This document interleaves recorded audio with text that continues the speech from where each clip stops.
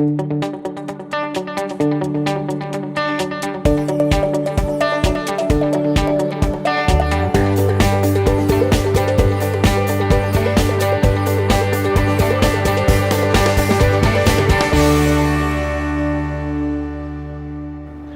my name is Wayne.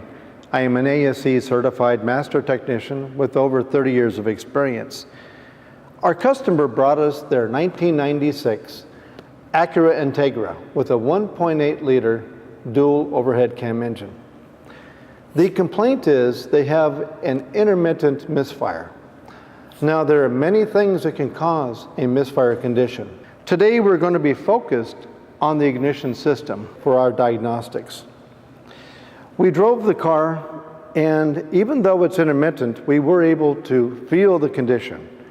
And the car shakes and sputters when we're accelerating. So we suspect that we do have an issue with the ignition system.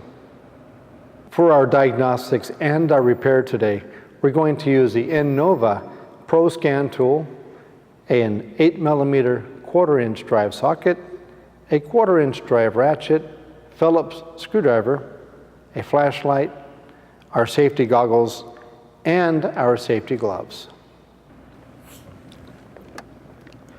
We've connected our scan tool, and with the engine running, we have a red light, which is a hard set code, and it's a P0300, a random cylinder misfire detected.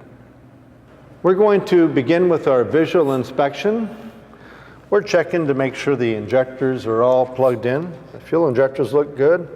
We're looking for any obvious signs of spark plug wires being loose, and we notice that the customer has already replaced the spark plugs and the wires. We've checked those, and those were okay. We don't see anything that's very apparent or at this point. So we're going to suspect that we may have a problem inside of our distributor cap. Corrosion, carbon tracking, or maybe even water that might be in there. So we're going to begin this with removing the distributor cap. We've removed our distributor cap screws, and on a visual inspection, we've noted that there's a lot of corrosion on the contacts. Those contacts being corroded gives us more clearance between our rotor and our contact points of the cap. That, combined with the spark plug gap, will create more of an area, and the voltage will be high for this. That will be an intermittent condition. We've visually inspected to make sure there's no contaminants inside the distributor, oil or water. If we suspect there's an oil soaking inside of the distributor cap or the bottom of the distributor, we need to address that now. But that looks okay. The seal around the distributor housing is good, so we won't have water and foreign materials going into our cap, causing a condition that will occur again. We also want to check the rotor to make sure that it's not wobbling a lot.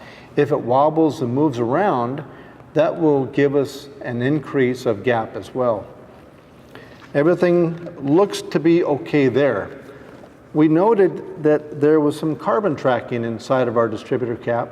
So with all of those components, the wear and the carbon tracking, the rotor and the cap should be the correct repair. Now, to remove our distributor rotor on this application, there's a screw that retains the rotor to the shaft. It may not be visible, so we might have to turn the engine around with the aid of an assistant to access the screw. Once we have the screw out, then we can pull the rotor off the shaft. Now, we found corrosion that leads to excessive clearance, and that can cause the ignition system to overwork. We've compared our parts, and our rotor is identical. We have more of a protrusion here, so we have a closer gap on with this rotor. We've checked our cap, and our cap appears to be identical. We want to make sure that we have the right part so we don't create another problem. Everything looks good, so we're going to put it back together.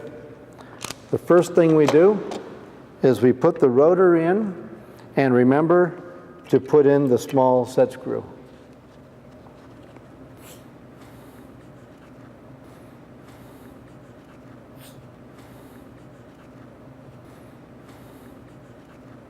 When we put the cap on, we do not want to over-tighten the screws. There's metal spacers which give us a good snug fit, but we don't want to risk cracking the distributor cap. Now that we have the cap in place, we will put the plug wires on one at a time so we don't lose our firing order.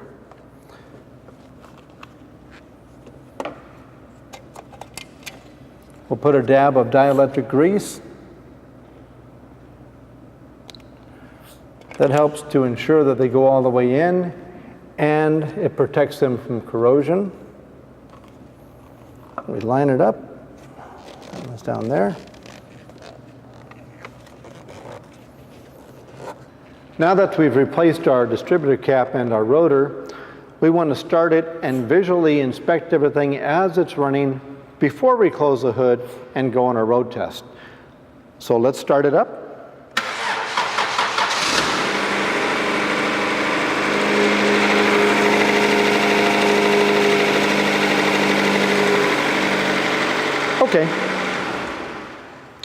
Okay, it looks good. Everything's tight.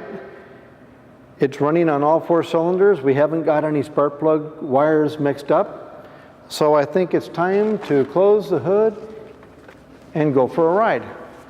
We're going to clear all the codes that are set. A simple press of the eraser button,